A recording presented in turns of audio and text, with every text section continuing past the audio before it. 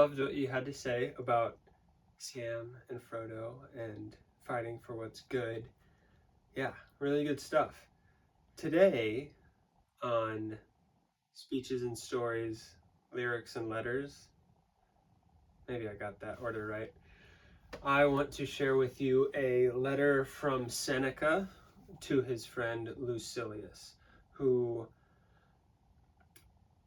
I don't know anything about Lucilius, but Seneca was an ancient Roman guy. I think he was high in the courts and maybe worked under Nero pretty closely. So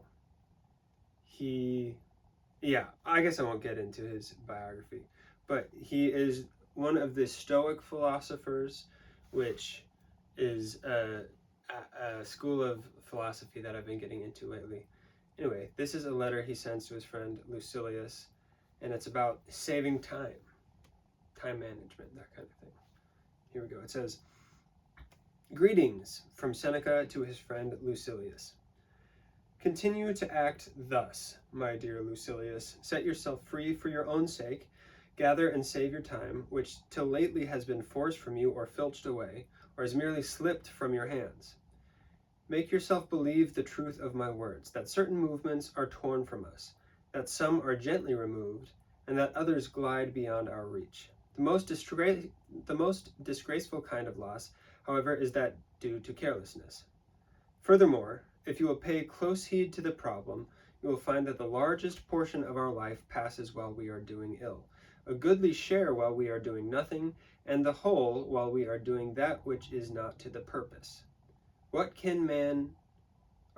man can you show me who places any value on his time, who reckons the worth of each day, who understands that he is dying daily?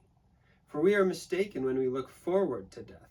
The major portion of death has already passed. Whatever years lie behind us are in death's hands. Therefore, Lucilius, do as you write me that you are doing. Hold every hour in your grasp. Lay hold of today's task, and you will not need to depend so much upon tomorrow's. While we are postponing, life speeds us by. Nothing, Lucilius, is ours except time. We were entrusted by nature with the ownership of this single thing, so fleeting and slippery that anyone who will can oust us from possession. What fools these mortals be!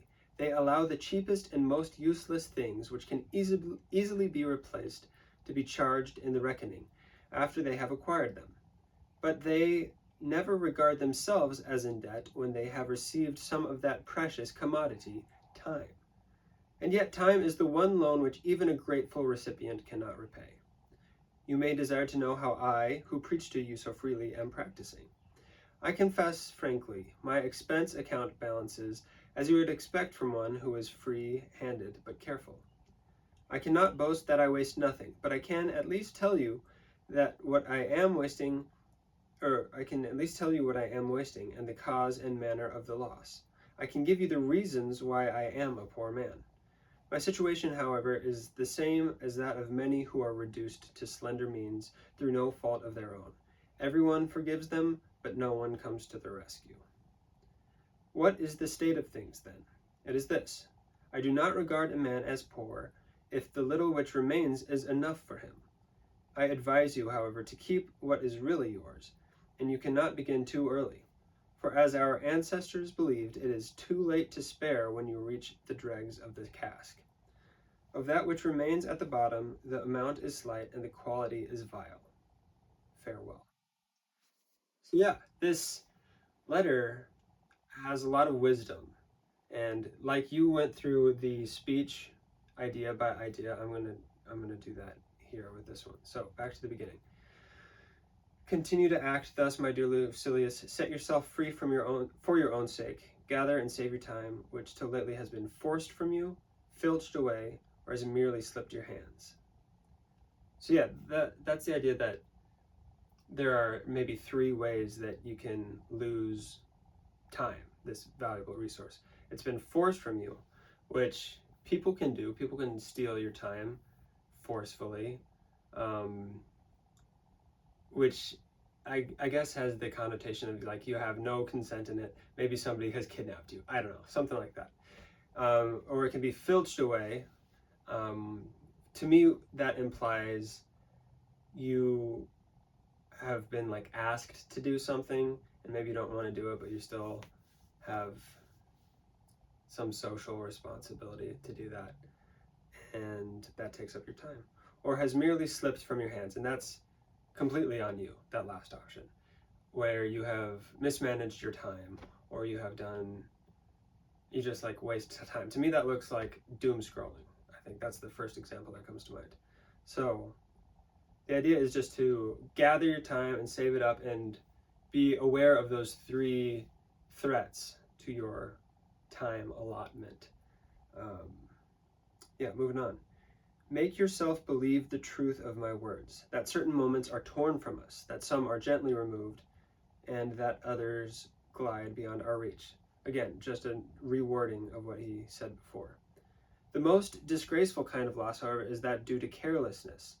Yeah, the doom scrolling is disgraceful, says Seneca. Potentially. I mean, he didn't have doom scrolling back in the day. Anyway, that's the worst one, because it's your own fault, right? And if you're squandering your time, then that's disgraceful, because time is the most valuable resource you have. And if you want to live a good life and pursue good things, wasting time is taking away from those goals. And you have to be cognizant of that. Balancing that with knowing what rest looks like and not labeling that as wasted time, which can be hard.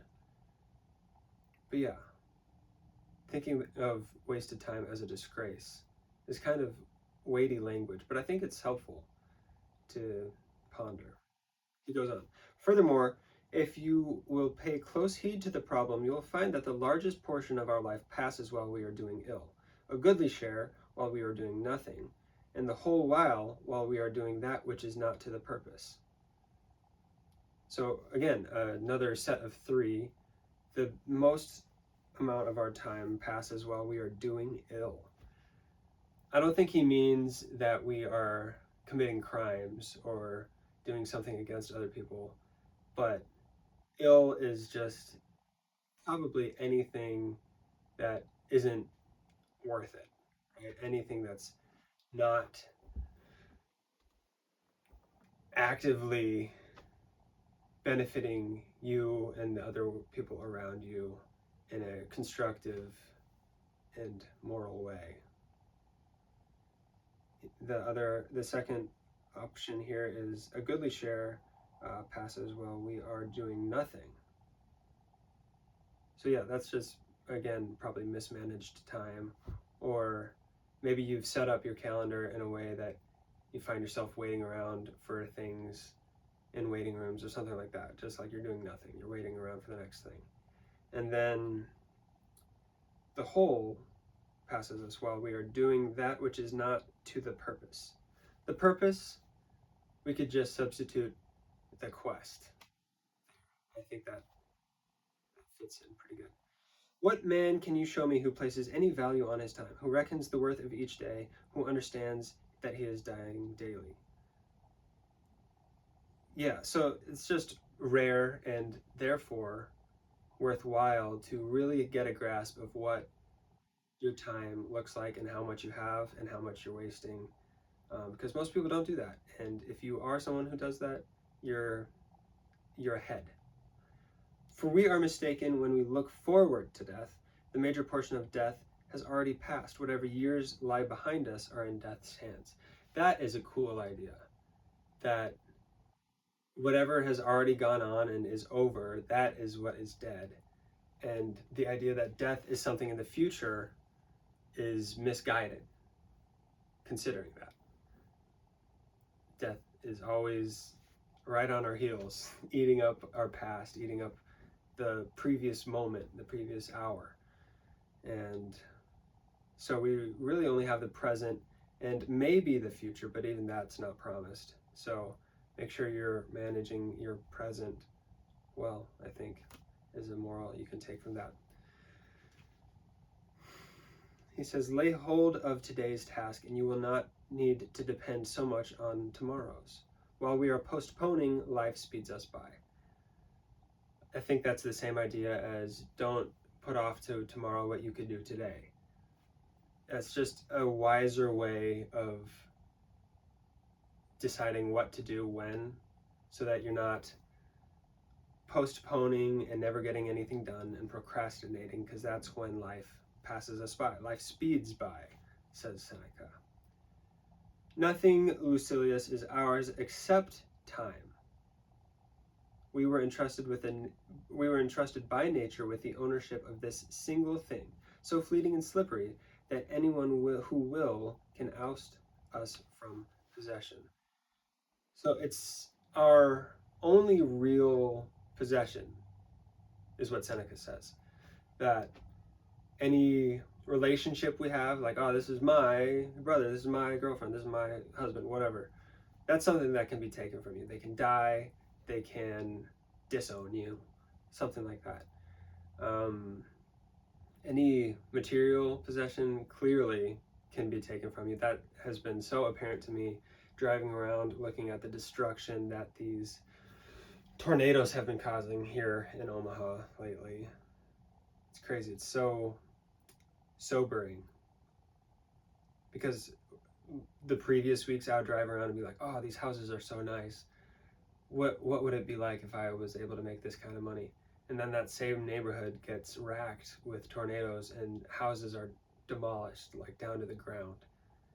And I need to take a step back and be like, wow, I was really taking what I had for granted. And material possession is just an illusion, right? It can be taken from you. But really the only thing that we have is time. And so that's just a reframing of what resources you have and what things you should really be paying attention to. What fools these mortals be! They allow the cheapest and most useless things, which can easily be replaced, to be charged in the reckoning after they have acquired them. But they never regard themselves as in debt when they have received some of that precious commodity, time. And yet time is the one loan that which even a grateful recipient cannot repay. So yeah, again, thinking of time as more valuable than possessions. I think another Stoic philosopher puts it this way, where so many people would often be quick to litigate or get in a fight about somebody who stole something from them, their possession, or somebody who hurt someone they love. But again, those things can be taken away, but time is the only thing that is really ours. And so when you are given the gift of having extra time by somebody, you should be all that much more grateful than the gift of, I don't know, a hamburger, for example. Thinking and just re-evaluating the value of time and how important it is to use all the other resources we have. Without time, everything else is pointless, right? Anyway, you may desire to know how I, who preach to you so freely, am practicing. I confess frankly my expense account balances, as you would expect from one who is free-handed but careful. So, my expense account balances. That might be a translation thing, but I think that's the idea of like having a balanced checkbook. Your debts are accounted for, your resources are accounted for, you really know what's going on. And he attributes that to being free-handed but careful. Free-handed, I think, just means generous, right? You're holding things loosely. You can give things to people who need it, but you're also careful, not someone who will be easily taken advantage of. I think those are good goals there: generosity and caution. I cannot boast that I waste nothing, but I can at least tell you what I am wasting, and the cause and the manner of the loss. I can give you the reasons why I am a poor man. So he's saying he's not perfect, but at least he's not someone who doesn't know where their money is going. They're like, why am I always struggling? He like knows what's going on. He knows where his time is going, which is apparently the first step in the direction of finding more wealth in time and money. You have to know where it's all going. He says, I can at least tell you what I am wasting. So yeah, being aware, being self-aware, being reflective on these things, introspective, I think, as well, really helps. He says, my situation, however, is the same as that of many who are reduced to slender means through no fault of their own. Everyone forgives them, but no one comes to their rescue. So it seems like something happened to him. He lost a lot of money. I think it was Seneca, who was a slave. No. Yes. Seneca, I think it was either him or Epictetus, but I think Seneca was a slave. So he really knows, I think that's probably the perspective that informs a lot of this thinking. He knows what material wealth is and how easily it can be taken from you, how meaningless it is. He knows what is actually valuable, because when everything is stripped away, he still had the commodity of his own time, even as a slave. So that's interesting. Last bit here, he says, what is the state of things then? It is this.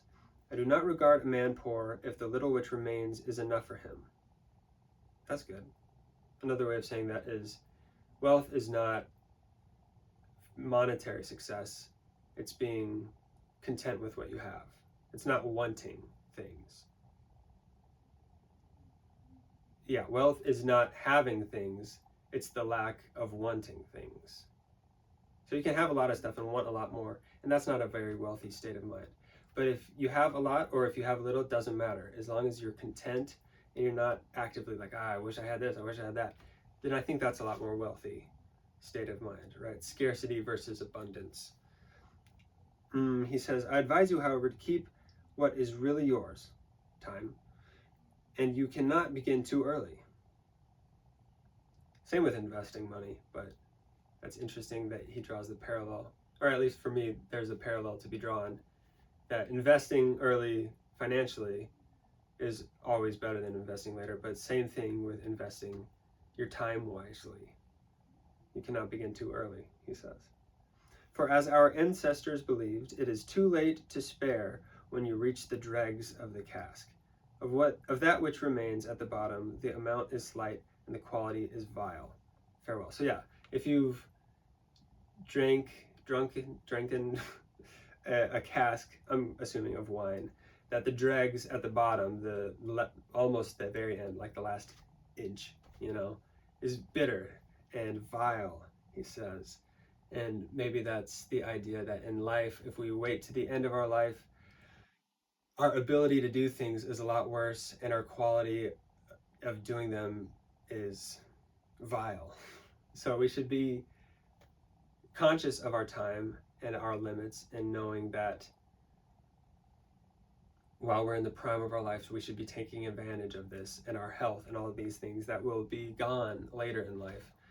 If we are just saving up for retirement and we want to go travel the world, but then we get there and there's like a big staircase, and some monument, and you can't even like get in because you're too feeble, that's a tragedy, I would say. And I think that's the idea here, that which remains at the bottom, the amount is slight and the quality is vile.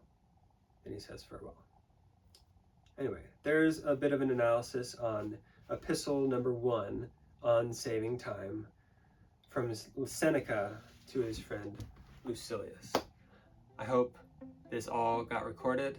If not, I'm going to cry. Okay. See you next time.